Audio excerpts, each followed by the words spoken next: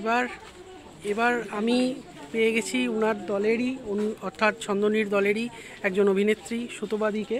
তো আমি সুতোবাদিকে একটি প্রশ্ন করব যে কেমন লাগলো আমাদের এই অনুষ্ঠান।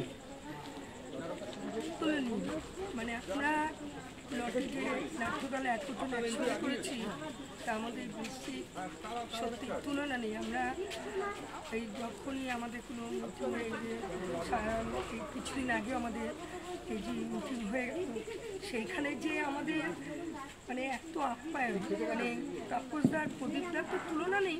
তাছাড়া এদের দলে যে যারা আছেন ভাই বোনেরা, সত্যি মানে কত এই সময় প্রত্যেকটা নাট্যদলের ছেলেমেয়েদের খুব অভাব হয়ে যায়, কিন্তু এই নাট্যদলে আসলে তখন দেখে মনে হয় যে এত ছেলেমেয়েরা এইভাবে কাজকর্ম করছে, এই যে নাটকের জন্য যে এত পরিশ্রম, তো সত্যি নেওয়া যায় না।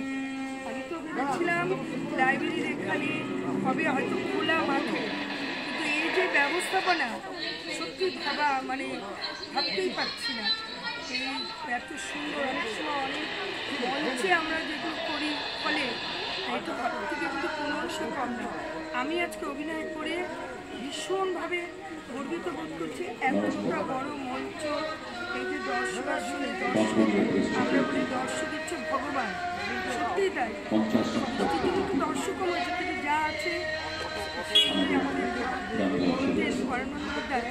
দর্শক হচ্ছে ভগবান।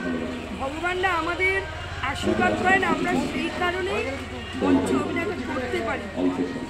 এই কথাটা সবসময় পরাণ বন্দ্যোপাধ্যায় বলেন। আমি ওনাকে খুব মানে সবসময় ওনাকে প্রণাম করি। আমি কি বলবো, এই যেন প্রতি বছর তাপসদা আমাদের ডাকে, সেই আশায় রইলাম। হ্যাঁ, ভালো লাগলো। অভিনয় করে আমাদের দলও খুব আনন্দ পেয়েছে। ধন্যবাদ দিদিকে।